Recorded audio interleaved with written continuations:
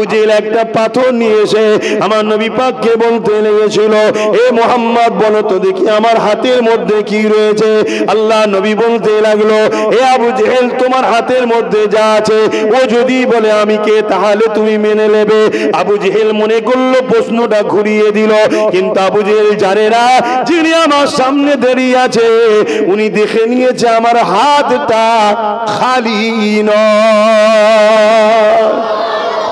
আবু জেহেল যখন বলল হ্যাঁ বলতে বলো, আল্লাহ নবী আবু জেহেলের হাতের দিকে তাকালো, সঙ্গে সঙ্গে হাতের ভেতর থেকে ওই পাথরটা বলতে লাগলো, লা ইলাহা ইল্লাল্লাহ মুহাম্মাদুর রাসূলুল্লাহ আশহাদু আল্লা ইলাহা ইল্লাল্লাহ ওয়াহদাহু লা শারীকা লাহু ওয়া আশহাদু আন্না মুহাম্মাদান আবদুহু ওয়া রাসূলুহু।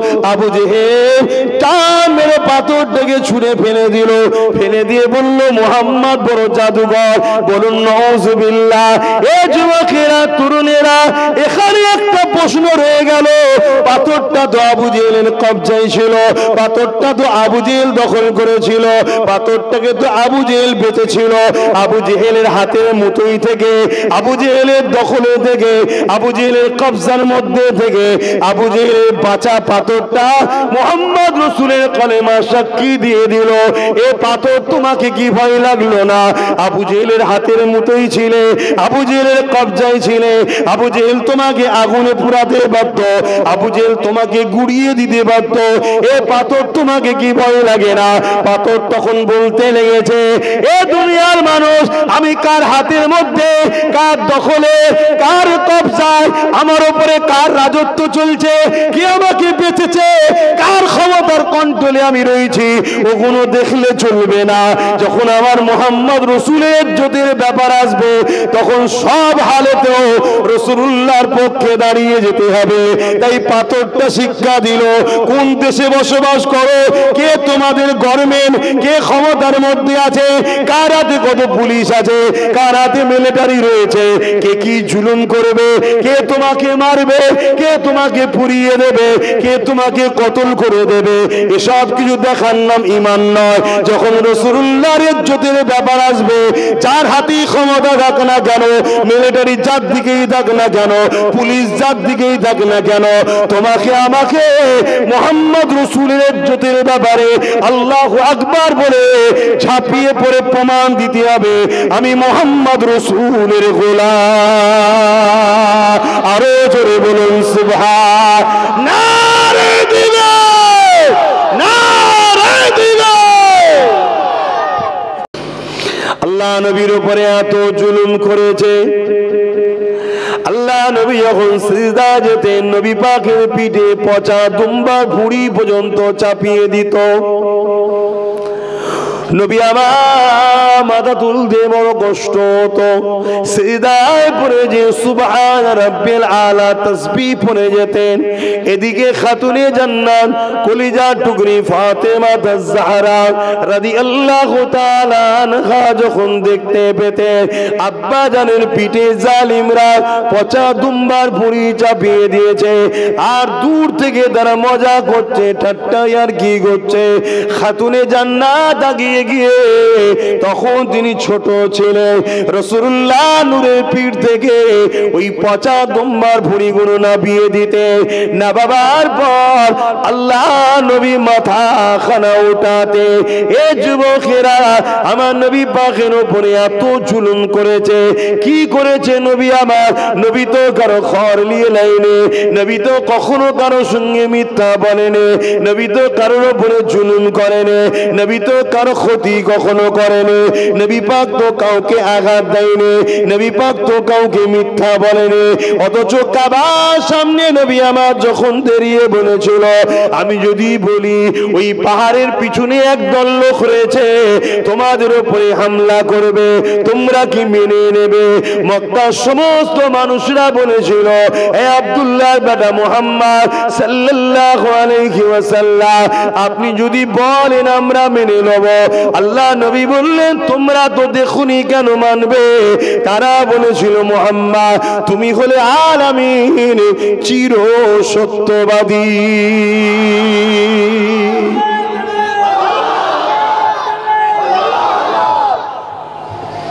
যারা আমার রসুলকে সত্যবাদী বলল তারাই বলছে তুমি কখনো ঠাট্টা কি করো না, মস্করা করো না, কারো ক্ষতি চাও না কেন? 40 বছর ধরে দেখছি তোমাকে, কখনো কারো ক্ষতি চাও না, কারো সঙ্গে ঝগড়া করো না, গালি বলো না, উপরন্ত কারো কষ্ট দুঃখ দেখলে তার পাশে দাঁড়াও।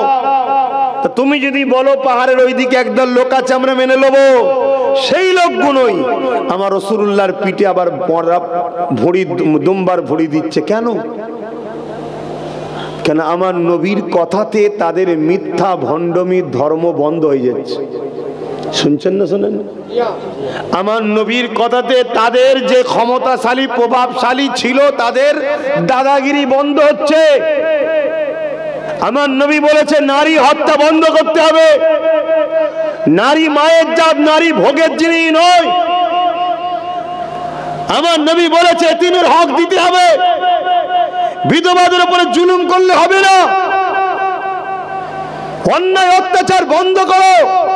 কেউ যদি তোমার লেবারি খাটে দিনমজুরি করে শ্রমিক করে তার গায়ের ঘাম শুকাবার আগে তার পারিশ্রম দিতে হবে। তা যারা এর বিরুদ্ধে তারা সব রাসূলুল্লাহর বিরুদ্ধে দাঁড়িয়ে গেল। অর্থাৎ যারা নারীকে দেহ শোষণ করা পছন্দ করে, যারা নারীকে মনে করে শুধু ভোগের জিনিস, যারা মনে করে জুলুম করতে হবে, আমি বড় আমি যা বলবো তাই, গরিবের কোনো হক নেই, এতিমের মাল ঝেড়ে লাও, বিধবার মাল ঝেড়ে লাও, মানুষকে জুলুম করো, কাটো, মারো, আমি যা বলবো তাই, এই যে মানুষের উপরে খোদা হয়ে বসে থাকা স্বপ্ন যাদের, তারা আমার নবীর বিরোধী করবে না? করবে না? একটু হ্যাঁ কি না বলবেন? তো সেদিন করেছে, আজকে এরকম লোক আছে না? নাই, আজকেও ঠিক দেখুন সেই সকল 2 নম্বর গুণই নবীর বিরুদ্ধে। তারা চায় না ইসলামের বাতি জ্বলুক। যেমন এই আলোতে আমাকে দেখা যাচ্ছে, আপনাকে দেখা যাচ্ছে, যদি কেউ এখানে চুপি চুপি কিছু বসে করে সব আলোতে দেখা যাবে, ভুল করলে ধরা যাবে। ইসলামের বাতিতে সমস্ত অন্যায় ধরা পড়ছে, ইসলামের বাতিতে ভণ্ডমি ধরা পড়ছে, ইসলামের বাতিতে ধর্মের নামে ভণ্ডমি যারা করে তারা মিথ্যুক প্রমাণ হচ্ছে, ইসলামের বাতিতে গরিবের উপরে যারা জুলুম করে জালিমদের ঘরে ধরা পড়ছে, ইসলামের বাতি যাদের হৃদয়ে আছে তারা মানুষের জন্য জান দিয়ে দিচ্ছে, মজলুমের হাত থেকে জালিমের হাত থেকে মানুষকে বাঁচাবার চেষ্টা করছে। তাই আজকের আবু জেহেলরাও চায় ইসলাম মুছে যাক, ইসলামের প্রচার বন্ধ হোক, ইসলামকে মানুষ যেন না জানে, ইসলাম জেনে গেলেই আমাদের 2 নম্বরই দোকান বন্ধ। বিষয়টা বুঝে আসছে? হ্যাঁ, কিন্তু এই ইসলাম কখনো মিটানো যাবে না, কিন্তু আমরা মিটে যাব। যদি বলেন কেন, সেইটা বুঝাবো।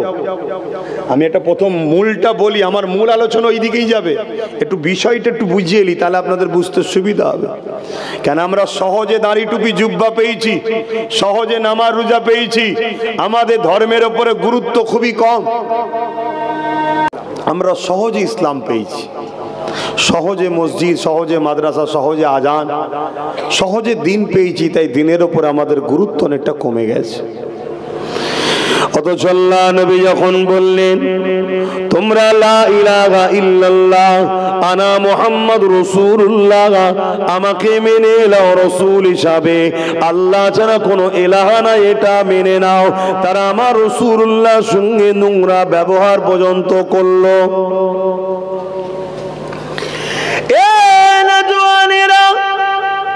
আবু জেহেল জানে মুহাম্মদ রাসূল যা বলছে ঠিকই বলছে, কিন্তু মুহাম্মদ রাসূলের কথা যদি প্রচার করতে দেয়া যায় তাহলে আমাদের সন্তানিসি, আমাদের জুলুম, আমরা মানুষের ওপরে যে খোদা হয়ে বসে রয়েছে, আমাদের এই মিথ্যা বদমাইশি গুণ বন্ধ হয়ে যাবে। তাই আমার রাসূলুল্লাহর সঙ্গে তারা খারাপ ব্যবহার করে ফেললো। আল্লাহ নবী অনেক কষ্ট করেছে। এ যুবকেরা এমনও দিন গেছে আমার নবী পাককে কুয়ায় ফেলে দিয়ে মাটি চাপা দিবার ষড়যন্ত্র পর্যন্ত হয়েছে। এমনও দিন গেছে আল্লাহ নবী পাহাড়ে চলে গেছে, কাতে গাছে পাতা ফলমূল খেয়ে পাহাড়ে থেকেছে। রাতের অন্ধকারে নবী আমার হাজার মানুষকে নাই সত্য ইনসাফের বাণী শুনিয়েছে। এত কষ্ট করেছে রাসূল আমার। এমনও দিন গেছে তায়েফের জমিনে আল্লাহ নবীকে জালিমরা এত জুলুম করেছে, পুরো শরীরটা নবী পাকের রক্তাক্ত হয়ে গেছে। আজ আমরা মাথায় টুপি মুখে দাঁড়িয়ে মসজিদ মাদ্রাসা পেয়ে গিয়ে নিজেরা বানিয়ে দিয়ে নিজেরা মনে করছি আমরা ইসলামের অনেক কিছু করে ফেলেছি। না না, এত সহজে ইসলাম পাইনি আমরা।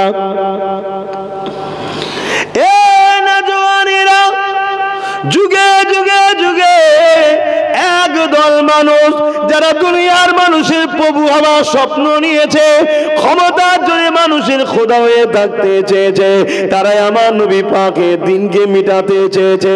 ইতিহাসে বাঁধা তার গাওয়া দেয় আবু জেহেল কোনো দিক দিয়ে যখন পারেনি আমার রাসূলুল্লাহকে শহীদ করে দিবার পরিকল্পনা করলো। দারুন নাদওয়া বলে একটা জায়গা আছে, ওই জায়গাতে আবু জেহেল তার মন্ত্রী চালা চামচাদেরকে দিয়ে এমন করে মিটিং করতে লাগলো, কে আছো মুহাম্মদ রাসূলের দর থেকে কল্লাকে কেটে নিয়ে আসতে পারবে? নাউযুবিল্লাহ মিন জালিক। ওই সময় একজন দাঁড়িয়ে গেল, যিনার নাম হলো উমর। তখন হযরত ছিল না, ফারুক ছিল না। তিনি দাঁড়িয়ে গিয়ে বলল, আমি পারবো। আবু জেহেল বলল, 39 জন একজন একজন করে মুহাম্মদ রাসূলের দিকে চলে গেছে, এটা 40 হতে দেওয়া যাবে না। আবু জেহেলকে ওই সময় উমর বলেছিলেন, আমি 39 থেকে 40 হতে দেব না, কিন্তু এর বিনিময়ে তুমি যা দেবে তার জন্য তুমি মালপত্র প্রস্তুত রাখো। কথা যদি ভুল হয় আমি উমর তোমাকেও ছাড়ব না। এ যুবকেরা, তরুণেরা ঘোড়ার পিঠে উঠে তরোয়াল নিয়ে উমর ফারুক হুজরা গিয়ে গেলেন।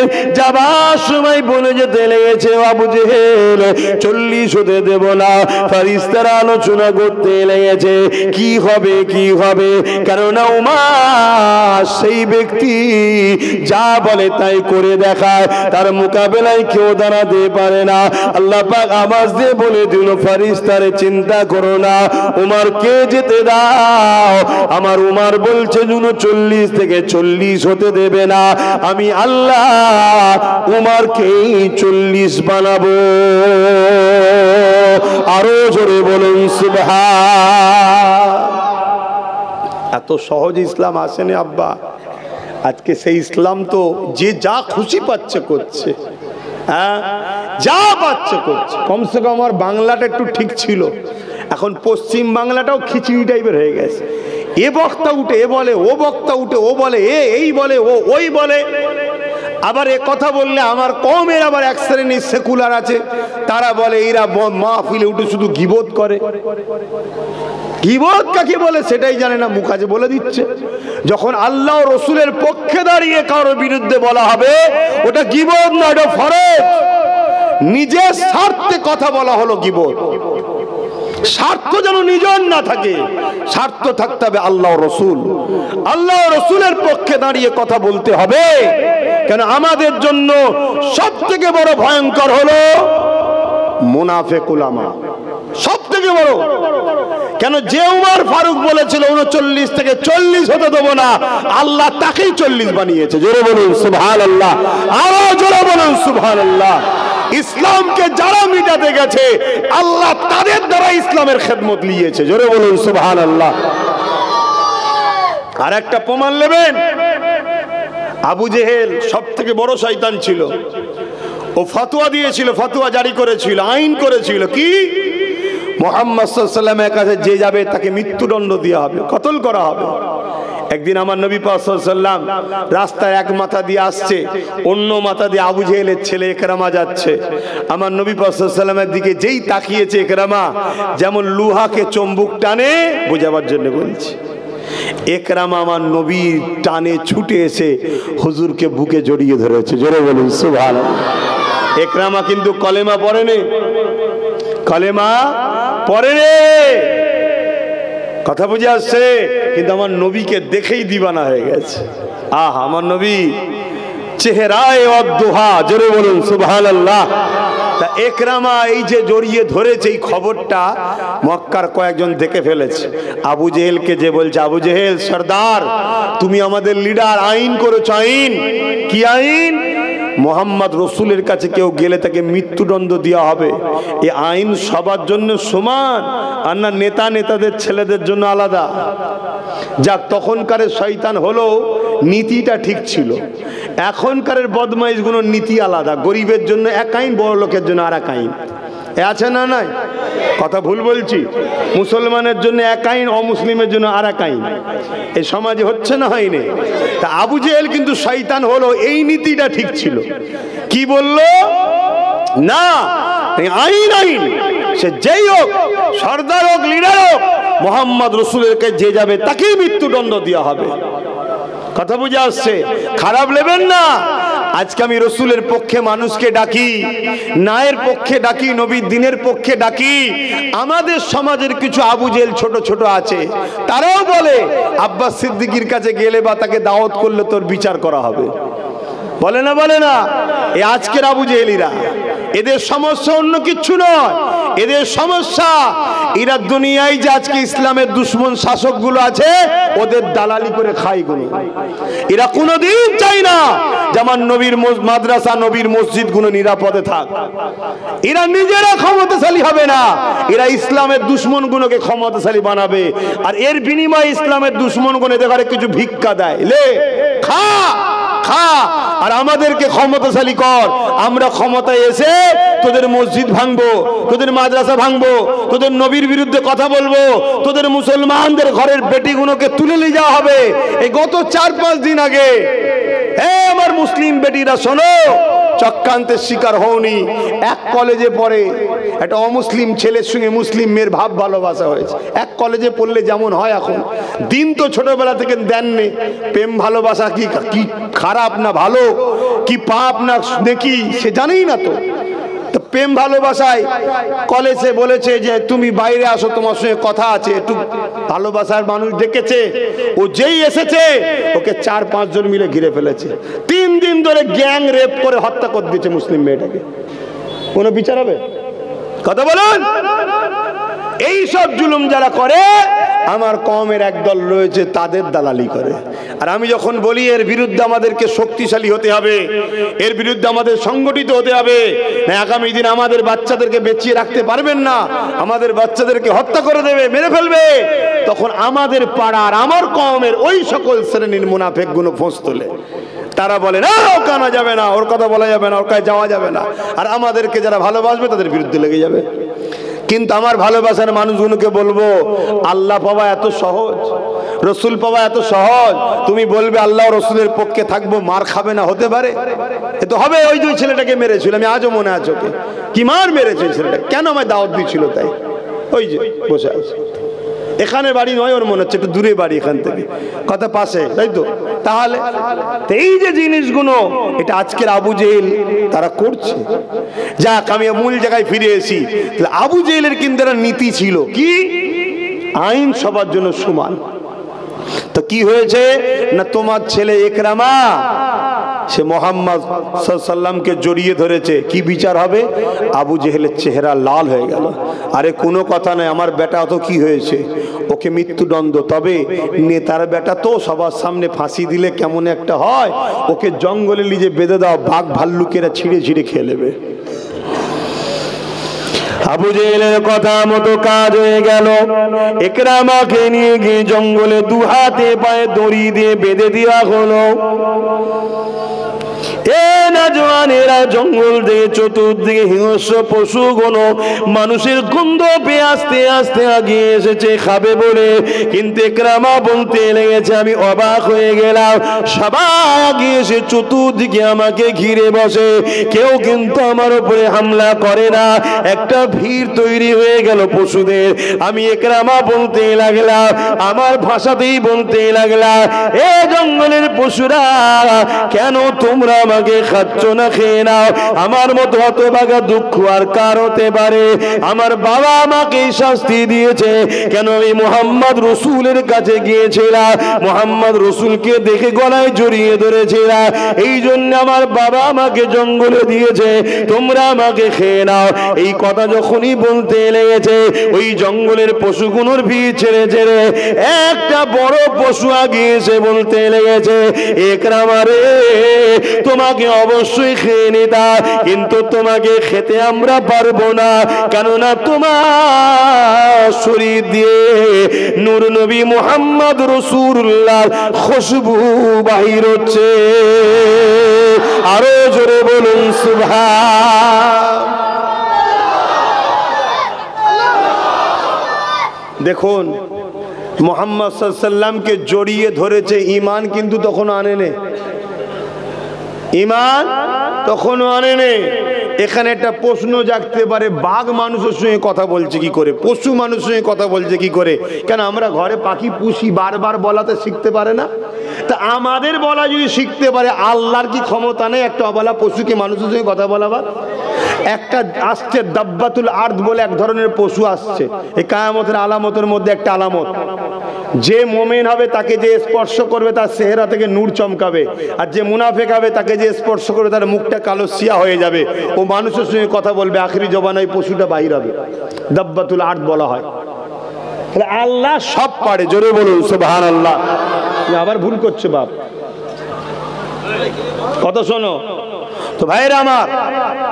তাহলে দেখুন, যে আবু জেহেল ইসলামকে মিটাতে চেয়েছে, সেই আবু জেহেলের ঘরের ছেলে পরবর্তীতে কলেমা পড়ে আমার নবীর গোলাম হয়েছে, জোরে বলুন সুবহানাল্লাহ। আরো জোরে বলুন সুবহানাল্লাহ।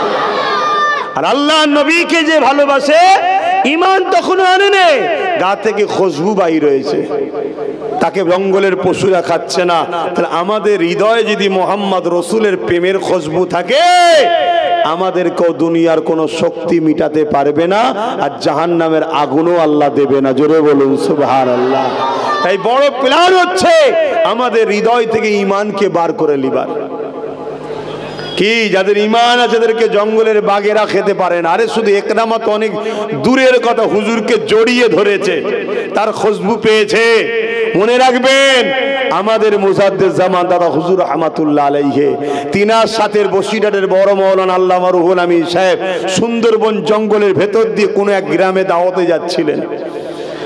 গরুর গাড়ি, তখন গরুর গাড়িতে যাচ্ছে, আর গরুর গাড়ির যে চালক হয় সে লাভ, একটা কথা এসেছে একটু বলছে, অসুবিধা আছে নাকি?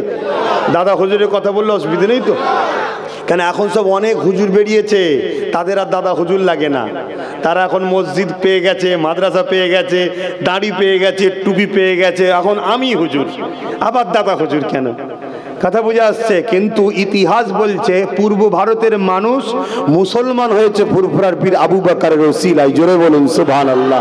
এ যুবকরা শোনো, এখন তো মাছ ধরার মতো বিভিন্ন জায়গায় আটল বসে গেছে, দরবার, এখানে দরবার, ওখানে দরবার, ওখানে মৌলানা, ওখানে মুফতি, ওখানে মাদ্রাসা, ওখানে খানকা সাহেব।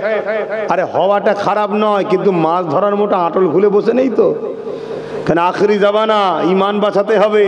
তাই বলছি, তাই বলবো, এটাকে মাথায় রেখে দিও। ইতিহাস, পূর্ব ভারতের মানুষ তোমরা ইসলাম পেয়েছো দাদা হুজুরের ওসিলায়। এ মাদ্রাসায় মসজিদে ছিল না, দাদা হুজুরের ওসিলায় পেয়েছি, জোরে বলুন সুবহানাল্লাহ। অস্বীকার করতে পারবে কেউ? ইতিহাস বলছে এটা। তো ভাইরা আমার, আমি দাদা হুজুরের একটা কথা এসে গেছে বলে একটু বলছি, যদি বলেন না বলতে হবে না ছেড়ে দিচ্ছি। তাহলে কি বলছেন সবাই বলুন, হাত তুলে বলেন, বলবো বলতে বলছেন তো? হাত না বান কেন? এখন বাপ তো অনেক সমস্যা, তাহলে আমি চলে যাবো অন্যদিকে, কারণ আমি এমনি আমার নবীর কথাই বেশি বলি, কথা বুঝে আসছে। তো যাই হোক, তো হুজুর জঙ্গলে দিয়ে ভেতর দিয়ে বসিরের আল্লামা হুজুর রয়েছে, সাথে জলসায় যাচ্ছে, আর ঘোড়ার গাড়ি, গরুর যে গাড়ি চালায় সে গরুর গাড়ি চলে যাচ্ছে। আর গরুর গাড়ির ভেতরে দেখবে আগেকার সময় এক ধরনের তাবু মতো করা থাকতো, ওর ভেতরে লোকেরা বসতো। আর এই গরুর গাড়ির যে চালক ছিল, ও লাভ মেরে পর্দা তুলে গরুর গাড়ির ভেতরে ঢুকে পড়েছে, ঢুকে হাঁপাচ্ছে, মানে মৃত্যুকে সামনে দেখলে যেমন হয় এক কথায়। দাদা হুজুর বলছে, কি গো বাবা, কি হয়েছে? আর গরু গুনে তো লাফাচ্ছে কেন? গরু তো লাফাচ্ছে পারে হুজুর, একটা নয় দুটো বাঘ এসেছে সামনে। দাদা হুজুর বলছে, তো কি হয়েছে? ওর মুখের ভাষা শেষ। ভাগ এসেছে, হুজুর বলছে কি হয়েছে? আমাদের মতো হুজুর হলে নগি হলুদ হয়ে যেত। কথা মাথায় ঢুকছে না? ঢোকে না? মানে আমাদের মতো যারা দাদা হুজুর বাদ দিয়ে কাজ চালাতে চাইছো, কথা বুঝে আসছে তো? আলহামদুলিল্লাহ, যাদের দিলে নবী আছে তাদের জন্য আজকের দিনেও কোনো টেনশন নাই, একদম 100% বলে যাচ্ছি। কেন? বাঘটাও আমার নবীর গোলাম। জোরে বলুন সুবহানাল্লাহ। এটা মানেন তো নাকি? আমার নবী শুধু মানুষদের নয়, সমস্ত মখলুকাতের নবী। জোরে বলুন সুবহানাল্লাহ। তাই তো আবু জেহেল আমার নবীকে চারিদিক দিয়ে হারাবার চেষ্টা করছে, কিছুতে পারেনি। লাস্টে পৃথিবী বিখ্যাত একটা জাদুকর ধরে এনেছে, নাম হচ্ছে হাবিব ইয়ামানি। কি নাম? হাবিব ইয়ামানিকে ডেকে নিয়ে এসছে, ভালো মন্দ করে খেয়েছে। আর এই জাদুকর ধরে আনা প্রথাটা যুগ যুগ ধরে শয়তানদের আছে। যেমন ফেরাউন এনেছিল না, জানেন তো? এই একটু বলবো না থাকবে? ফেরাউনের দাদা হুজুর কথা মনে রাখবেন, আমি আবার অন্যদিকে চলে যাচ্ছি। ফেরাউন 70,000 জাদুকর এনেছিল মুসা নবীকে হারাবে বলে।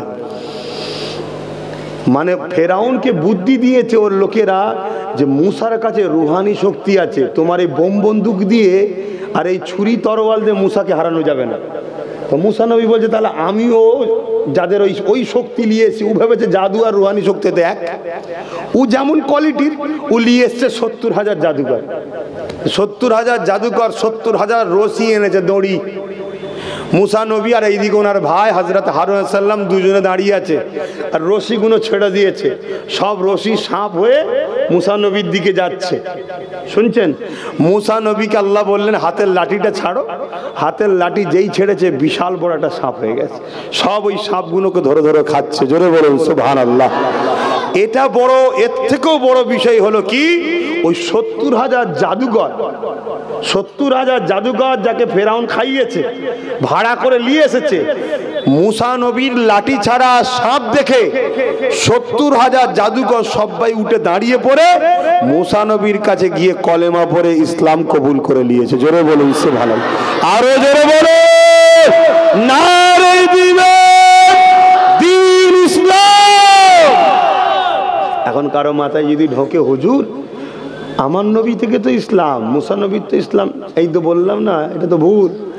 ইসলাম ধর্ম প্রচারের জন্য 1,00,000 মতান্তর 2,24,000 নবী রসুল এসেছে। আমার নবী হলেন ইসলাম ধর্মের শেষ প্রচারক, শেষ মেসেঞ্জার। কথা মাথায় ঢুকছে? ইসলাম আমার নবী থেকে শুরু নয়। আমার নবী হলেন একদম সবার, কিভাবে বুঝায়, সবার বড় অফিসার। সব জায়গায় খাতা দেখার পরে লাস্টে মেন অফিসার স্ট্যাম্প পড়ে না? তা আমার নবী হলেন একদম ভিআইপি, সবার অপরের অফিসার। মুসা নবী, ঈসা নবী, সব নবীর ওপরে। তাই শেষ খাতা আমার নবীর কাছে এসেছে। নবী চেক টেক করে আরো যা বাড়াবার কমাবার যা করার করে দিয়ে সিলমোহর মেরে দিয়েছে, ইসলাম কমপ্লিট। জোরে বলুন সুবহানাল্লাহ। এ থেকে বাড়ানো যাবে না আর কমানো। দাদা হুজুর বাড়ায় অনেক, কমায় নে। দাদা হুজুরকে জন্য মানি, দাদা হুজুর পীর কেবলা নবীর কথা আমাদের কাছে দিয়ে গেছে। জোরে বলুন সুবহানাল্লাহ। ইমামে আজম বারায়নে কমায়নে, ইমামে আজম হাদিস কোরআনকে সামনে রেখে একদম রেডি করে সহজ করে আমাদেরকে খাইয়েতে, মানে তুলে দিয়ে গেছে। জোরে বলুন সুবহানাল্লাহ। আমরা অনেকে মনে করি দাদা হুজুর ইমামে আজম মানে আলাদা কিছু না, সবটাই হলো কিতাবুল্লাহ আর হাবিবুল্লাহ।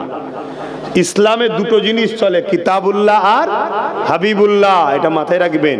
তো যাক, আমি যে কথা বলছিলাম, 70,000 জাদুকর কলমা পড়েছে। ফেরাউন তো রেগে লাল, হারা তোদেরকে নিয়ে এলাম আমি, খাওয়ালাম আমি, ব্রো করেছি আমি, ভাড়া করে নিয়েছি আমি, আর সব সাপোর্ট করছিস মুসাকে। ব্যাপারটা কি? কথা বুঝে আসছে না? না, রিসেন্ট অনেক ছেলের উপর জুলুম হয়েছে। কেন বলেন তো? সব দিলাম আমি, খাওয়ালাম আমি, সব করলি, আর লাস্টে চুপি চুপি গিয়ে ভাইজানের পক্ষে সাপোর্ট করলি। ওরা তো চুরি করেছে বলে তাই লাই সব কেল্লা ফতে গেছিল। এই জন্য বহুত মেরেছে, বহুত রেগে গেছে। তো ফেরাউনও খুব জোর রেগে গেছে, তুই এত বড় নেমো খারামি করিস কি করে? হ্যাঁ, কিন্তু 70,000 জাদুকর বলছে, ফেরাউন তুই খোদার মারা হয়ে জাহান্নামে যেতে পারিস, আমরা পারবো না। তুই যাই করিস আমাদেরকে শাস্তি দিস, আমরা মেনে নেব, কিন্তু শোন মুসা হলো আল্লাহর প্রেরিত নবী। জোরে বলুন সুবহানাল্লাহ। ফেরাউন বলছে কেন? দেখলি না মুসা নবী লাঠি ছাড়লো, সাপ হলো। ফেরাউন বলছে তোরাও তো দড়ি ছেড়েছিলি, সাপ হয়েছিল, তাহলে পার্থক্য কোথায়? ফের জাদুকররা বলছে শোনো, আমরা দড়ি ছেড়েছি, দড়ি আছে, লোক সাপ দেখছে। দড়ি ছেড়েছি, দড়ি আছে, লোক সাপ দেখছে। আর মুসা লাঠি ছেড়েছে, ওটা লাঠি নেই, সত্যিকারের সাপ হয়েছে। জোরে বলুন সুবহানাল্লাহ। তাহলে জাদু আর মুজিজার মধ্যে পার্থক্য বুঝতে পারছেন? জাদু হলো ওটা অরিজিনাল, অরিজিনালি থাকে, লোক দু নম্বর দেখে, লোকের চোখে ধোকা দেওয়া হয়। আর মুজিজা হলো কি, সত্যিকারের তার রূপকে আল্লাহ পাল্টে দেয়। জোরে বলুন সুবহানাল্লাহ। এটা নবীদেরকে আল্লাহ পাওয়ার দেয়। তো ফেরাউনের এই কি বলে আবু জেহেল একটা জাদুকর ডেকে নিয়ে এসেছে, পৃথিবীর বিখ্যাত মোহাম্মদ রসুলকে অপমান করবে, যাতে করে নবীর থেকে মানুষকে সরানো যায়। আমার নবী পাক সাল্লাল্লাহু আলাইহি ওয়াসাল্লাম পূর্ণিমার চাঁদ, 14 চাঁদ উঠেছে, আল্লাহ নবী আবু কুবাইস পাহাড়ের ধারে হাঁটাহাঁটি করছিল।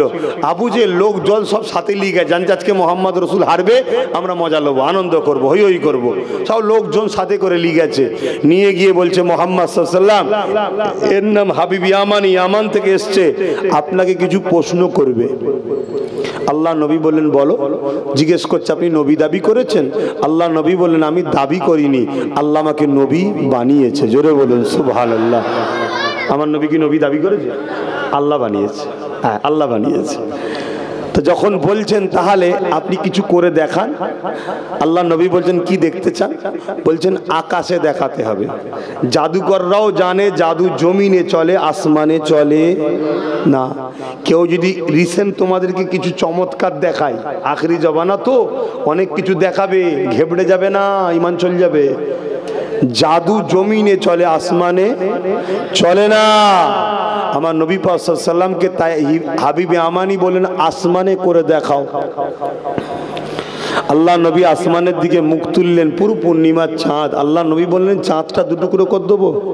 বললেন না সুবহানাল্লাহ। জোরে বলুন। আচ্ছা, এই কথাটা বলতে গেলেও তো জবানের পাওয়ার থাকা দরকার। আমার নবীর কত পাওয়ার নবী জানে, ঠিক না?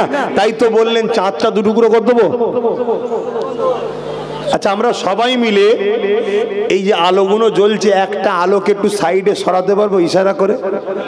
যারা নবীর বিরোধী করছে, পৃথিবীতে যত শক্তিশালী দেশ আছে ইসলামকে মিটাতে চাইছে, তারা কি পারবে একটা কোনো আলোকে একটু সরাতে? জোরে বলেন। অথচ আমার নবী বলছেন চাঁদ দুটুকরো করে দেবো। হাবিবে আমানি তো অবাক, আরে চাঁদ কি করে দুটুকরো হবে? চাঁদ তো সৃষ্টিকর্তা তৈরি করেছে, কি করে দুটুকরো হবে? কোথায় মোহাম্মদ সাল্লাল্লাহু আলাইহি ওয়াসাল্লাম আর কোথায় চাঁদ? আবার সেটা দুটুকরো? হাবিবে আমানি জানে না চাঁদটাও হলো মোহাম্মদ রসুলের গোলাম। জোরে বলুন সুবহানাল্লাহ। অর্থাৎ উম্মত উম্মত উম্মত উম্মত। হুজুরের ইশারা বা কেউ দুটুকরো হবে এটাও জানে না, ঠিক না? আল্লাহ নবী যেই ইশারা করলেন, সঙ্গে সঙ্গে চাঁদ, চাঁদ শোনো, নিজেকে মুসলমান দাবি করো, নবীর উম্মত দাবি করো, শ্রেষ্ঠ মখলুক দাবি করো, চাঁদের কাছে আমরা কোথায়? চাঁদ আমাদের থেকে দামি নয়, আমরা তাদের থেকে দামি। আমাদের কি দিয়ে বলা হয় রাসূলুল্লাহর জন্য হাতের একটা আঙুল কেটে দাও, পারবো না। আর চাঁদ নিজেকে নিজে, কেউ দুটুকরো করলো আলাদা কথা, নিজেকে নিজে কষ্ট হলেই তো ছেড়ে দেবে, ঠিক না বেটি? কেউ জোর করে আমার আঙুল কাটছে, এটা আলাদা জিনিস, না চার কিছু করার নেই। আমাকে যদি বলা হয় একটু লাগলেই ধরবে, না না দরকার নেই, ঠিক না বেটি? এগুলো বুঝতে হবে। চাঁদ নবীকে কত ভালোবাসে দেখো, চাঁদ নবীকে কত পিয়ার করে দেখো। সঙ্গে সঙ্গে নিজেকে পুরো দুটুকরো করে দিল। জোরে বলুন সুবহানাল্লাহ। শুধু দুটুকরো করেনি, এক টুকরো আবু কুবাইস পাহাড়ের এইদিকে আর এক টুকরো ওইদিকে। কিছু সময় নয়, মধ্যরাত পর্যন্ত এভাবে ছিল। জোরে বলুন সুবহানাল্লাহ। চাঁদ দুনিয়াকে প্রমাণ করে দিল, যত কষ্টই হোক না কেন আমার নবী পাকের ইজ্জতে যখন ব্যাপার হবে, তখন আর নিজের দিকে তাকালে হবে না। এ যুবকেরা, তোমাদেরকে বলে দিয়ে যায়, যাদের থেকে শিক্ষা নিয়ে নাও। আমার নবী পাকের ইজ্জতের ব্যাপার যখন আসবে, কে আমার বাপ, কে আমার মা, কে আমার পরিবার, কে আমার স্বামী, কে আমার সন্তান, কে আমার লিডার, কে আমার নেতা, কোন দেশে থাকি, কোথায় থাকি, কার হাতে পাওয়ার সব দেখলে হবে না। নবীর ইজ্জতের ব্যাপার যখন আসবে, জান দিয়ে হলো নবীর পক্ষে দাঁড়িয়ে গোলামের পরিচয় দিতে হবে। তাতে যদি তোমাকে দুটুকরো হতে হয় হয়ে যাও, জেল খাটতে হয় হতে হবে, আব্বাসকে যদি শহীদ হতে হয় হতে হবে, কোনো অসুবিধে নাই। নবীর ইজ্জতের উপরে আঘাত এলে, নবীর ইজ্জতের ব্যাপারে ওখানে দ্বিতীয় কোনো কথা চলবে না। তাই এখানে একটা কথা মনে পড়ে গেছে, বলে দি। আবু জেহেল একটা পাথর নিয়ে এসে আমার নবী পাককে বলতে লেগেছিল, এ মোহাম্মদ বলো তো দেখি আমার হাতের মধ্যে কি রয়েছে। আল্লাহ নবী বলতে লাগলো, এ আবু জেহেল তোমার হাতের মধ্যে যা আছে ও যদি বলে আমি কে, তাহলে তুমি মেনে নেবে।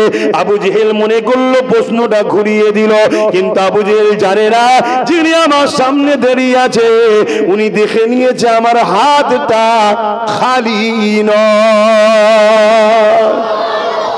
আমি যদি পকেটে হাত ঢুকিয়ে আর এরম পয়সা বার করে যদি বলি কি আছে, আপনারা কি বলবে? পয়সা আছে, খালি তো। হাতে রাখতে হবে এমন তো শর্ত নয়, ঠিক না? খালি হাতেও তো আবু জেহেল বলতে পারে, এ বলো তোমার মোহাম্মদ আমার হাতে কি আছে। ও তো শয়তানি খেয়াল, মোহাম্মদ রসুল কিছু একটা বলবে, ওর ধারণায় আন্দাজে বলবে হয়তো, আর আমি হই হই করবো। ও তো খালি হাতে বলতে পারতো, কিন্তু কপাল ফাটা জানে না যে মোহাম্মদ রসুল আমার হাত দেখে নিয়েছে। কেন? নবী বলছে তোর হাতে যা আছে, তার মানে তোর হাত খালি নয়। এটা নবী দেখেছে, ও তো বোঝা দরকার ছিল, কিন্তু না, কপাল যদি ফেটে যায় বাপ, শুধরাবার রাস্তা হবে না। তা আবু জেহেল যখন বলল রসুল তোর হাতে যা আছে আমি যদি বলে দিই, সে যদি বলে আমি কে, তাহলে তুই কি মেনে নিবি? আবু জেহেল দেখল, আরে আমার হাতে তো পাথর আছে, পাথর কি কথা বলতে পারে? ও তো শয়তানের মতো বুদ্ধি, ঠিক না? যেমন আজকে আমাদের কিছু দুশ্মন যারা বেরিয়েছে, ওরা ওদের মতো ভাবছে আমাদের হাতে নেতা আছে, পুলিশ আছে, প্রশাসন আছে, সব লে নেবো। কিন্তু কপাল ফাটা জানে না টাচ করলেই ল্যাস অ্যানেঞ্জাস হবে। বুঝতে পারছেন না? ওই যে হলিউড পাহাড় জ্বলে গেল, শয়তান খুব লাফাচ্ছিল, আল্লাহ ঠান্ডা করে দিয়েছে তো। কথা বুঝছেন না, বোঝেন না? হ্যাঁ, কিন্তু আমাদেরকে একটা জিনিস তৈরি করতে হবে, সেটা সময় হবে কি আর জানি না, কোথায় আর সময় হাতে নেই। ইমানটা মজবুত করতে হবে, জোরে বলুন সুবহানাল্লাহ। আবু জেহেল যখন বলল হ্যাঁ বলতে বলো, আল্লাহ নবী আবু জেহেল হাতের দিকে তাকালো, সঙ্গে সঙ্গে হাতের ভেতর থেকে ওই পাথরটা বলতে লাগলো লা ইলাহা ইল্লাল্লাহ মুহাম্মাদুর রাসূলুল্লাহ আশহাদু আল্লা ইলাহা ইল্লাল্লাহ ওয়াহদাহু লা শারীকা লাহু ওয়া আশহাদু আন্না মুহাম্মাদান আবদুহু ওয়া রাসূলুহু। আবু জেহেল মেরে পাথরটাকে ছুঁড়ে ফেলে দিল, ফেলে দিয়ে বলল মুহাম্মদ বড় জাদুঘর। বলুন নাউযুবিল্লাহ।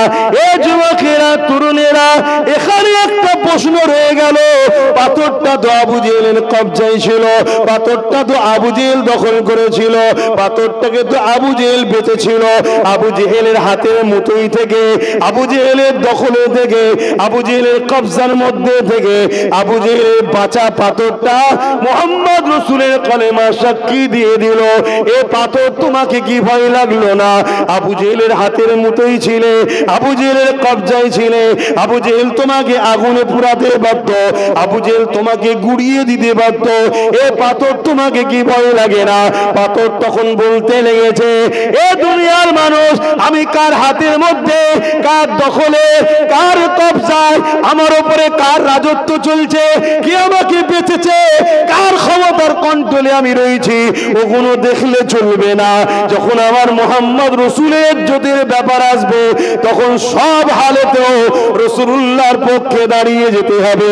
তাই পাথরটা শিক্ষা দিল, কোন দেশে বসবাস করো, কে তোমাদের গভর্নমেন্ট, কে ক্ষমতার মধ্যে আছে, কার হাতে কত পুলিশ আছে, কার হাতে মিলিটারি রয়েছে, কে কি জুলুম করবে, কে তোমাকে মারবে, কে তোমাকে পুড়িয়ে দেবে, কে তোমাকে কতল করে দেবে, এসব কিছু দেখার নাম ঈমান নয়। যখন রাসূলুল্লাহর ইজ্জতের ব্যাপার আসবে, যার হাতেই ক্ষমতা থাক না কেন, মিলিটারি যার দিকেই থাক না কেন, পুলিশ যার দিকে দিকেই থাক না কেন, তোমাকে আমাকে মুহাম্মদ রাসূলের ইজ্জতের ব্যাপারে আল্লাহু আকবার বলে ঝাঁপিয়ে পড়ে প্রমাণ দিতে হবে আমি মুহাম্মদ রাসূলের গোলাম। আরো জোরে বলুন সুবহান। নারে দিবে, নারে দিবে। মরজ নিতে পাচ্ছেন তো নাকি? হ্যাঁ, খুব সাবধান, আখরি জামানা। কিয়ামতের দিনে এমন লোক জাহান্নামে ঢুকবে, লোক দেখে অবাক হয়ে যাবে, আরে এই লোকটা তো তাহাজ্জুদ কোনোদিন কাজা করে না, আজকে জাহান্নামে যাচ্ছে কেন রে? শুনছেন না? শোনেন না? হ্যাঁ, এমন লোক জাহান্নামের কাতারে গিয়ে দাঁড়িয়ে আছে, লাইন দিচ্ছে, জাহান্নামে ঢুকছে, পা দুটো ওপর দিকে, মাথা নিচোয়, ফেরেশতা চাপকাতে চাপকাতে নিয়ে যাচ্ছে। আরে আমাদের বড় হুজুর ছিল রে, জাহান্নামে ঢুকছে কেন রে? কম বক্তার নামাজ ছিল, দাড়ি ছিল, টুপি ছিল, হজ ছিল, মসজিদ বানিয়েছে, মাদ্রাসা বানিয়েছে, দান করেছে, সব করেছে, কম বক্তার দিলে নবী ছিল না, তাই জাহান্নামে যাচ্ছে। আবার কিছু লোক দেখা যাবে জান্নাতে ঢুকছে, যাদেরকে দেখে লোক বলবে, হারা এ তো দুনিয়ায় অনেক গুনাহ করেছে, অনেক পাপ করেছে, এ জান্নাতে ঢুকছে কেন? ও দুনিয়ায় অন্যায় করেছিল, ভুল করেছিল, পাপ করেছিল, কিন্তু ওর দিলে হুজুরের প্রেম ছিল। ওই প্রেমের কারণে আল্লাহ ওকে তওবা করার সুযোগ দিয়েছে, ও মরণের আগে আল্লাহর গুনাহ মাফ করেছে, তাই জান্নাতে যাচ্ছে। জোরে বলুন সুবহানাল্লাহ। আরো জোরে বলুন। অতএব যার দিলে নবী নেই, সে যেই হোক তার কোনো দাম নেই। এই কথা একমত হতে পারছেন? আমি আবার বলে যাচ্ছি, আমাদেরকে নতুন করে মিটাবার পৃথিবী জুড়ে ষড়যন্ত্র হয়েছে। যদি আমাদের দিলে নবী থাকে, মিটাতে পারবে না। যেমন আবাবিল পাখি এসেছিল, যেমন বদরে ফেরেশতা এসেছিল, যেমন বারবার আল্লাহ নবী সাহাবা ওলিয়া উলিয়াদের সাহায্য করেছে, আমার গরিবের নওয়াজকে আল্লাহ সাহায্য করেছে, সেই আল্লাহ আজও আছে, দুর্বল হয়ে যায়নি, আল্লাহ আল্লাহ আছে। যদি মুহাম্মদ রাসূলের হতে পারি, আল্লাহ মুহাম্মদ রাসূলের প্রেমিকদেরকে বাঁচাবে ওয়াদা করেছে। জোরে বলুন সুবহানাল্লাহ। আর চিৎকার দিয়ে বলুন সুবহানাল্লাহ। আর নবী যদি না থাকে, বাপ আল্লাহ সাহায্য করবে না, আল্লাহ সাহায্য করবে না। সময় সংক্ষেপ, তাই বেশি কিছু বলতে পারছি না। তারপরও যে কথা বলছিলাম, তাহলে পাথর কি বলল, কার দখলে, কার কবজায়, কার হাতের মধ্যে, ওটা বড় কথা নয়।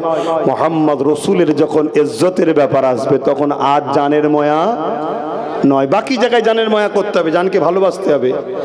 জানকে কষ্ট দিলে কিয়ামতের দিন ওই জান আল্লাহর কাছে তার বিরুদ্ধে নালিশ দেবে। জানের কষ্ট দেওয়া যাবে না, জানকেও পিয়ার করতে হয়, শরীরকেও ভালোবাসতে হয়। শুনছো তো নাকি? কিন্তু যখন নবী পাকের ব্যাপার আসবে, তখন আর জানের ময়া, মালের ময়া, পরিবারের ময়া, বাপ মায়ের ময়া, স্ত্রীর ময়া, নেতার ময়া, কোনো ব্যাটার ময়া সেখানে আজ চলবে না। কথা মাথায় ঢুকলো? হ্যাঁ। তাহলে আমি কোন কথা বলতে গিয়ে চলে গেলাম? হাবিবি আমানি। হ্যাঁ, হাবিবি আমানির চোখ ছলো ছলো চাঁদ দুটুকুরো দেখে, আরে ইনি তো জাদুকর নয়, ইনি তো জাদুকর নয়। কেন? জাদু আসমানে চলে। জোরে বলে, আজকেও জাদুকর আছেন না? নয়? হ্যাঁ, পৃথিবীর যত জাদুকর আছে সবাইকে এক জায়গায় করে বলো তো, চাঁদটাকে একটু সরিয়ে দিতে ঠেলে। বলেন না, পারবে না? কেন? জাদু আসমানে চলে না। বাবেরা, নওজোয়ান তরুণেরা, হাবিবি আমানি কিন্তু তখনও কলমা পড়েনি। আবু জেহেল হাবিবি আমানিকে বুঝাতে লেগেছে, হাবিবি আমানি রে, এইভাবে লোকগুলোকে মুহাম্মদ রাসূল নিজের দিকে করে নিচ্ছে, কেমন দেখো জাদুকররা জাদু করে দিল। হাবিবি আমানি আবু জেহেলকে এক তাড়া মেরেছে, মূর্খ জাহেল চুপ কর, তুই বুঝিস না, চুপ কর। কেন? আবু জেহেল তো বোঝে না। হাবিবি আমানি বুঝে নিয়েছে ইনি জাদুকর নয়। কিন্তু হাবিবি আমানি আরো দু কদম আমার নবী পাকের দিকে আগিয়ে এসে বলতে লাগলো, হে আব্দুল্লাহর বেটা মুহাম্মদ রাসূলুল্লাহ, হ্যাঁ আপনাকে তো দেখে বুঝতে পারলাম, তবে আরেকটা প্রশ্ন আমার হৃদয়ের মধ্যে রয়েছে, আমার মনের মধ্যে একটা কথা, যন্ত্রণা, ব্যথা রয়েছে, এটা কি বলতে পারবে? কি যন্ত্রণা, কি ব্যথা রয়েছে? আল্লাহ নবী মুচকে এসে বলতে লাগলো, তোমার একটা 8 বছরের কন্যা সন্তান আছে, যে জন্মগতভাবে প্যারালাইসিস, তোমার মনের মধ্যে এটা বড় কষ্ট, যাতে করে তোমার কন্যারা সুস্থ হয়ে যায়, এটাই তোমার মনের তামান্না। হাবিবে আমানি চোখের পানি আর রাখতে পারেনি, দাড়ি থেকে গড়িয়ে গড়িয়ে চলে যেতে লেগেছে। কেন আমার রাসূলুল্লাহ যেটা বলেছে হাবিবে আমানি অন্তরে সেই কষ্টটাই ছিল। এ নওজওয়ানেরা, তরুণেরা, বাবেরা, সেই কালের জাদুকর, সেই কালের বেঈমানেরাও জানতো নবীরা অন্তরের কথা বলে দিতে পারে। আজ কিন্তু মাওলানা মুফতি বক্তা মুনাফিক বেরিয়েছে যারা বলে নবী নাকি অন্তরের খবর জানে না। বলে না এগুলো হলো ওই ইসলামের দুশ্মনদের অর্থে পরিচালিত। এদের কাজ একটাই, নামাজ দে, দাঁড়ি দে, টুপি দে, রোজা দে, হজ দে, মাদ্রাসা দে, মসজিদ দে, শুধু দিল থেকে ঈমানটা বার করলে। ঈমান কি?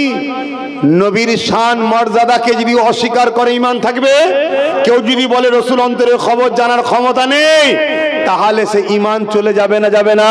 কেন নবীর অন্তরের খবর জানার ক্ষমতা নবীকে কে দিয়েছে? আল্লাহ অন্তরের খবর জানে না? জানে না। তা নবী অন্তরের খবর জানে, আল্লাহ অন্তরের খবর জানে, দুই জানা কিন্তু এক নয়। শুনছেন না? শোনেন, আপনাদের কাছে এরা এসে ঘাবড়াবে, আরে অন্তরের খবর তো আল্লাহ জানে, নবী জানে বলছে, তারা এক হয়ে যাচ্ছে, শিরক হয়ে যাবে। না বন্ধু, আল্লাহ জানে, আল্লাহকে কেউ জানার ক্ষমতা দেয়নি, আল্লাহ খোদ মালিক। জোরে বলুন সুবহানাল্লাহ।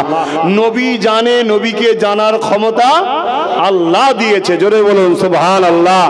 কথা মাথায় ঢুকছে? সেই কালের বেঈমানেরা জানতো নবী মানে গায়েবের খবর জানবে, অন্তরের খবর জানবে। আজকাল মুফতিরা জানে না। তাহলে জানতে হবে এরা ইসলামের লেবাসে, মৌলী সাহেবের লেবাসে, মুফতির লেবাসে এলেম অর্জন করেছে ঠিকই, কিন্তু দুনিয়ার অর্থের কাছে এরা দালালি শুরু করেছে। কথা মাথায় ঢুকছে? আমাদের জন্য সবচেয়ে ভয়ঙ্কর এটা। আমরা যদি এই মুনাফিক গুলো চিনতে পারি, আমাদেরকে কেউ মিটাতে পারবে না। হাবিবে আমানি তখনও কিন্তু কলেমা বলল না। হাবিবে আমানি ঘরে চলে গেল। এ যুবকেরা মন দিয়ে শুনছেন তো নাকি? হাবিবে আমানি ঘরে চলে গিয়ে ঘরে দরজার গোড়ায় আঘাত দিল। একদিনের রাস্তা নয়, অনেক দিনের পথ অতিক্রম করে ঘরের দরজার গোড়ায় গিয়ে যখন ঘরের দরজাতে আঘাত দিয়েছে, এ যুবকেরা দরজাখানা খুলে গেল। হাবিবে আমানির চোখগুলো বড় বড় হয়ে গেল। হাবিবে আমানির জবানে কথা বন্ধ হয়ে গেছে, চোখ দিয়ে পানি বেরোতে লাগলো। কিছুক্ষণ পরে কাঁদো কাঁদো চোখ দিয়ে কাঁপা কাঁপা জবানে বলতে লাগলো, মা রে, তোর কি অবস্থা, কি দেখছি তোকে? তুই তো হাঁটতে চলতে পারতি না, তুই হাঁটতে পারছিস, দাঁড়াতে পারছিস, কি ব্যাপার? কি দেখেছে হাবিবে আমানি? হাবিবে আমানি দেখছে আমার ওই যে জন্মগত প্যারালাইসিস কন্যাটা, ও দরজা খুলে হেঁটে হেঁটে চলে যাচ্ছে, কেননা সে হাঁটতে পেরেছে। এই জন্য হাবিবে আমানি বলতে লেগেছে, মা রে, তোর এই অবস্থা কি করে হলো? ওই কন্যা বলতে লেগেছে, বাবা জানি না কি করে, মানুষটা চিনি না, একদিন ঘুমিয়েছিলাম, ওই ঘুমের মধ্যে একজন এসে বলতে লাগলো, মা রে, তুমি উঠে দাঁড়াও। আমি বললাম উঠতে পারি না, চলতে পারি না, দাঁড়াতে পারি না। ওই সময় তিনি বলতে লাগলেন, মা বিসমিল্লাহ পড়ো। আমি বললাম, তখন বললো, মা রে, দিল থেকে মেনে নে লা ইলাহা ইল্লাল্লাহ মুহাম্মাদুর রাসূলুল্লাহ, এটা পড়লে মা। আমি যখনই পড়ে নিলাম, ওই সময় তিনি বলতে লাগলো, মা এবারে তুমি হাঁটতে লাগো। বাবা আমার হাঁটতে যখন শুরু করলাম, এবার আমি হাঁটতে পেরে গেছি। যুবকেরা, তরুণেরা, হাবিবে আমানিকে ওই মহিলা বলতে লেগেছে, আব্বা উনি আমাকে আর একটা মেসেজ দিয়ে গেছে, বলেছে তোমার বাবা এলে বলবে।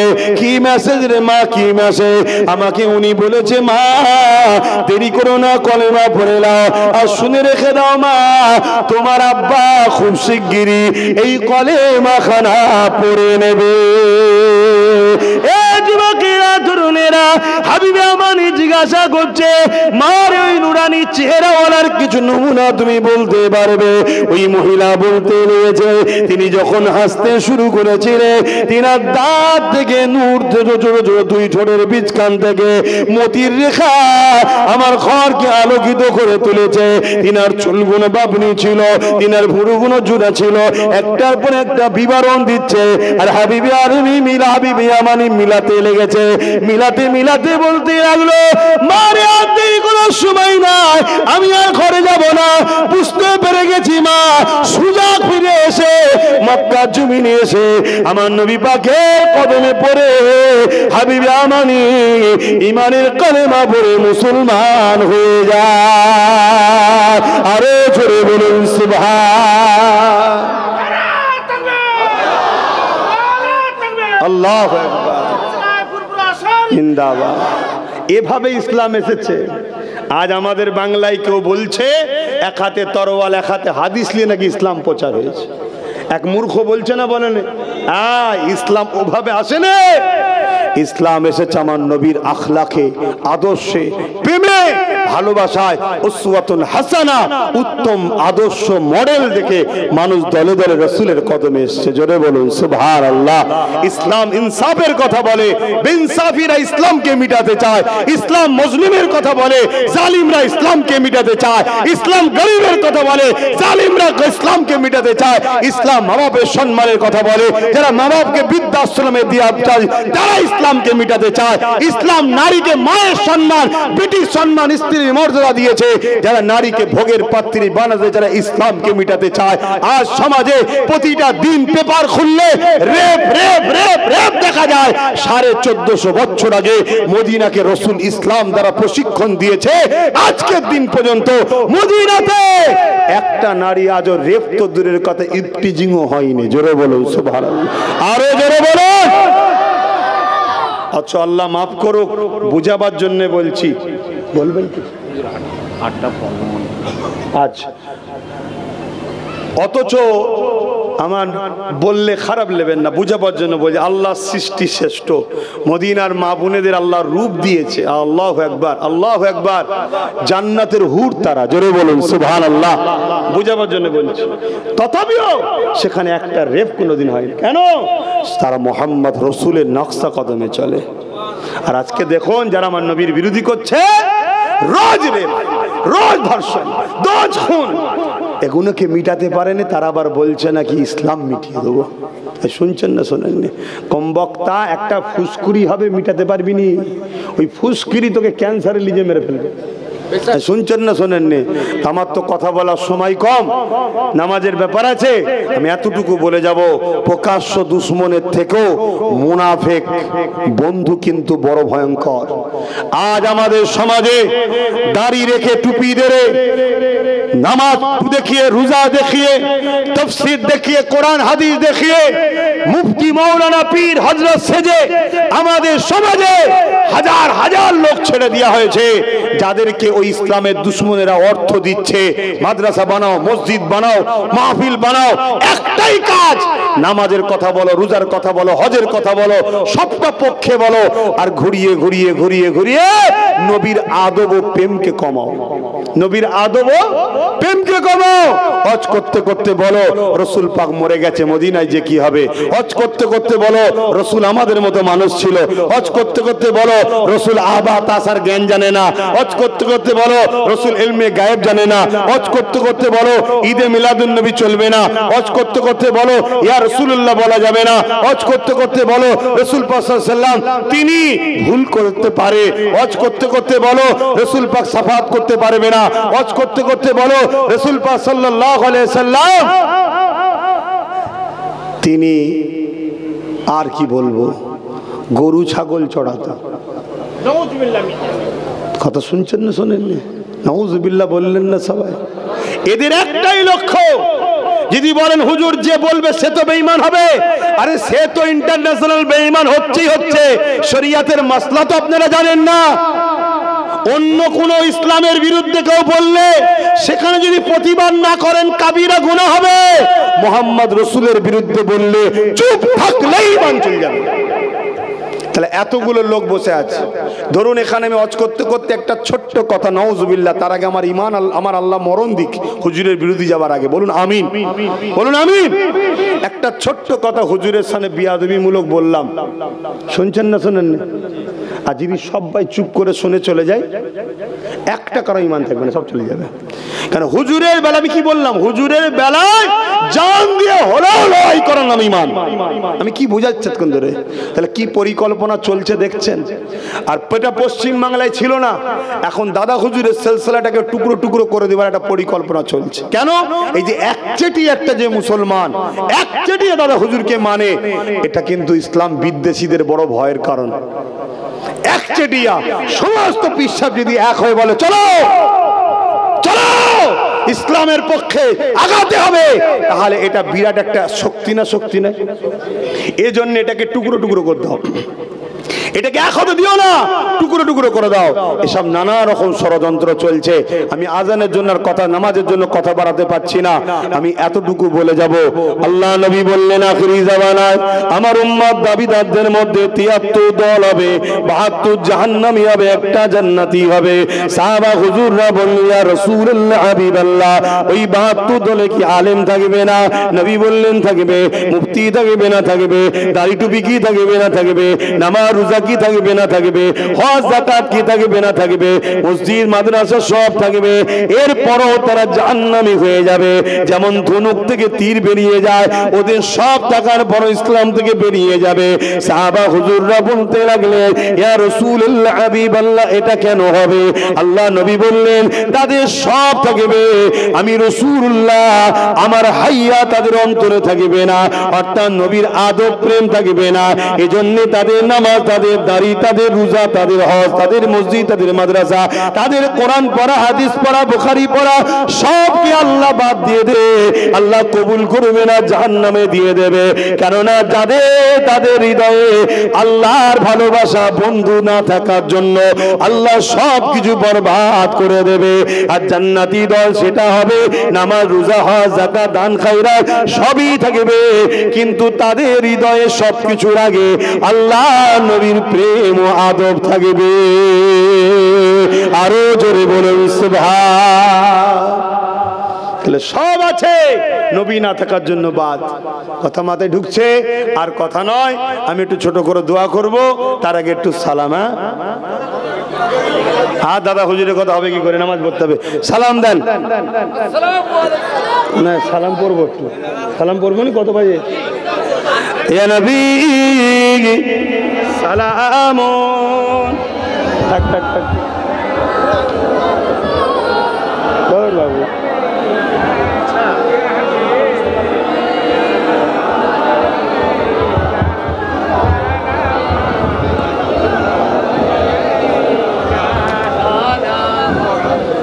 বাপজান আমার, এই যে দাঁড়িয়ে সালাম দিই, এলিও সমাজে বিভ্রান্তি আছে না নাই? খুব ভালো ধরে মন দিয়ে আজকে শুনেলেন, যদি কেউ বসে সালাম দেয় তার বিরুদ্ধে আমাদের কোনো ফতোয়া নাই, তার সঙ্গে আমাদের কোনো ঝগড়াও, জোরে বলুন, নাই। কারণ এটা প্রেমের ব্যাপার, এটা আদবের ব্যাপার, এটা এখান থেকে হয়। কেউ যদি বসে দেয় সেটা তার প্রেম, তার আদব, তার কাছে আমাদের কোনো ঝগড়া, জোরে বলুন। ঠিক তেমনই আমি বলবো, আমরা দাঁড়িয়ে দিই, যারা বসে দেন তারাও ঝগড়া করার ইচ্ছা করবেন না। যদি কেউ আমাদের দাঁড়ানোর বিরোধী করে, সঙ্গে সঙ্গে সে গুস্তাখে রাসূল, মুনাফিক, বেঈমান। শুনছেন না শোনেননি? বিরোধী করেন না, আপনি আপনার মতো দিচ্ছেন বসে, ওটাতে ফতোয়া নাই, ওটাতে ফতোয়া, জোরে বলুন, নাই। কিন্তু আমি প্রেমে দিচ্ছি, আপনি আমাকে ডিস্টার্ব করলেন, তার মানে নবীর আদব প্রেমের বাধাকারী হয়ে দাঁড়ালেন। বাধাকারী হওয়া মানে আপনি মুনাফিক, গোস্তাখে রাসূল, জাহান্নামী। কথা মাথায় ঢুকছে না? ঢোকে না? এবার অনেকে বলে কোরআন হাদিসের কোথায় আছে? বলে না, বলে না। আপনি শুনুন, বাবুল আদব কিতাবুল কিয়াম, নবী পাককে সাহাবা হুজুররা দাঁড়িয়ে দাঁড়িয়ে সালাম দিতেন। জোরে বলুন সুবহানাল্লাহ। বাবুল আদব কিতাবুল কিয়াম। এবং কোরআনে দেখুন না আল্লাহ কি বলছে, সাল্লু, দরুদ পড়ো, ওয়া সাল্লিমু, সালাম দাও। সালামের পরে কি বলছে? তাসলিমা। তাসলিমা মানে কি? আরবি ডিকশনারি খুলুন, দিবার মতো করে দাও, সব থেকে উত্তম ভক্তি ভালোবাসা আদবের সাথে দাও। জোরে বলুন সুবহানাল্লাহ। দরুদের বেলায় বসে দিই কেন? দরুদ পড়লে নেকি হয়, আমল নামায় লিখা হচ্ছে। সালাম দাঁড়িয়ে দিই কেন? সালাম দিলে নবী জবাব দেয়, নবীর জবাবটা বিয়াদব উম্মত বসে নিতে পারবো না, তাই দাঁড়িয়ে দিই। কথা মাথায় ঢুকছে না? ঢোকে না? কিন্তু এই নিয়ে কেউ যদি বিরোধী করে, জানতে হবে এরা 40-50 বছর বয়সেদের, এর আগে বিরোধী পৃথিবীতে কেউ ছিল না। কথা মাথায় ঢুকছে? অতএব গোস্তাকে রসুল, হ্যাঁ কেউ যদি বসে দেয়, আমরা তার বিরুদ্ধে নয়, অনেক সমস্যা থাকতে পারে, বয়স হতে পারে বা আরো কিছু সমস্যা থাকতে পারে, বা তার ব্রেনে ঢুকেছে বসাটাই আদব, তো সে জবাব দেবে, আমার কেন ঝগড়া করো ভাই ভাই। কিন্তু আমরা দিই যারা বিরোধী করে, এরা হলো মুনাফিক। এরা কি? কেন? এদের দিলে বুগজে রসুল আছে, রসুলের ওপরে রাগ আছে, বিদ্বেষ আছে। কথা শুনছেন না? শোনেন না? হ্যাঁ, এদের মুখে দাঁড়ি মাথায় টুপি দেখে মনে করবেন না মুসলমান না। কিছুদিন আগে দেখেন না মসজিদের মেম্বারে দাঁড়িয়ে একজন দাড়িওয়ালা টুপিওয়ালা কি বলছে? নেসফুস সাবানের মাসের 15 তারিখের রাত্রিরে জাগাত থেকে মসজিদে এসে ইবাদত করার থেকে পতিতা লয়ে গিয়ে নোংরা বেশ সঙ্গে রাত কাটানো ভালো। দেখেছেন না? দেখেন না? এই মুরব্বী বাপগুলোকে দেখান না? বয়স্ক মানুষ মুখে দাঁড়িয়ে মাথায় টুপি মসজিদে দাঁড়িয়ে বলছে। তাহলে এদের অন্তরে কতটা বিদ্বেষ বুঝতে পারছেন? আমরা সরল প্রাণ মানুষ মনে করি মুখে দাঁড়িয়ে মাথায় টুপি বয়স্ক লোক, আলেম, মুফতি, মাওলানা, এটা কোনো খারাপ হতে পারে? মনে রাখবেন, আবু বকর সিদ্দিক নবীর হাতে হাত দিয়েছে, আব্দুল্লাহ ইবনে উবাই নবীর হাতে হাত দিয়েছে। আবু বকর সিদ্দিক নবীকে ইক্তেদা করে নামাজ পড়েছে, আবু বকর সিদ্দিকও পড়েছে, আব্দুল্লাহ ইবনে উবাইও পড়েছে। আবু বকর সিদ্দিক নবীর সঙ্গে হজ করেছে, আব্দুল্লাহ ইবনে উবাই নবীর সঙ্গে হজ করেছে। আবু বকর সিদ্দিক নবীর সঙ্গে জিহাদে গেছে, আব্দুল্লাহ ইবনে উবাইও জিহাদে গেছে। আবু বকর সিদ্দিকের দাড়ি টুপি পাগড়ি ছিল, আব্দুল্লাহ ইবনে উবাইও দাড়ি টুপি পাগড়ি ছিল। নবী হজ করত, নবীর মাহফিলে আবু বকর সিদ্দিকও বসতো, আব্দুল্লাহ ইবনে উবাইও বসতো। অথচ আব্দুল্লাহ ইবনে উবাই কোরআন ঘোষিত কাফের হলো, আবু বকর সিদ্দিক নবীর পাক তাকে জান্নাতের সার্টিফিকেট দিল। জোরে বলেন সুবহানাল্লাহ। কারণটা কি? দুদিকেই নামাজ, দুদিকেই দাড়ি, দুদিকেই টুপি, দুদিকেই জুব্বা, দুদিকেই পাগড়ি, দুজনেই হজ করেছে নবীর সাথে, দুজনেই জিহাদে গেছে নবীর সাথে, দুজনেই ইসলামের জন্য দান করেছে। তারপরে একজন জাহান্নামে একজন জান্নাতে। কারণ কি? আবু বকর সিদ্দিককে জিজ্ঞেস করা হচ্ছে, হুজুর কারণ কি? আবু বকর সিদ্দিক বলছে, এ দুনিয়ার মানুষ শোনো, ওর যা রয়েছে আমারও তাই আছে, কিন্তু আমি আবু বকরের যা আছে ওর তা নাই। কি ওর রয়েছে আপনার রয়েছে, আপনার আছে ওর নেই, কারণটা কি খুলে বলুন। আবু বকর সিদ্দিক বলল, ওর নামাজ আছে আমার আছে, ওর দাড়ি আছে আমার আছে, ওর টুপি আছে আমার আছে, ও নবীর হাতে হাত দিয়েছে আমি হাত দিয়েছি, ও নবীর সাথে হজ করেছে আমিও করেছি, ও জিহাদে গেছে আমিও যেতে গেছি, এদিক দিয়ে যা আছে আমার তাই আছে, কিন্তু আমার দিলে মুহাম্মদ রাসূলের প্রেম আদব আছে, ওটা ওর নাই, ওজন্য জান্নাতি, আমি আবু বকর জান্নাতি। জোরে বলেন সুবহানাল্লাহ, আরো জোরে বলেন সুবহানাল্লাহ। অতএব বাপ দাড়ি টুপি নামাজ রোজা দেখে বুঝে যাবে না। যেমন সোনা চিনতে গেলে কোষ্টি পাথর লাগে, মোমেন না মুনাফিক চিনতে গেলে মুহাম্মদুর রাসূল লাগে। জোরে বলেন সুবহানাল্লাহ। কিছু করার নেই, সময় আমাকে আর বলতে দিচ্ছে না, নাই আরো বুঝাতাম আপনাদেরকে আখেরি জবানা। তা আসুন সালাম দিয়ে নবী সালাম ইয়া রাসূল সালাম ইয়া হাবিব সালাম সালাওয়াতুল্লাহ ইয়া নবী মদিনা হতে সব কিছু পারে দেখিতে, মধুর লাশ কবরে রাখিলে লইবেন আপন করে। নবী সালাম ইয়া রাসূল সালাম ইয়া হাবিব।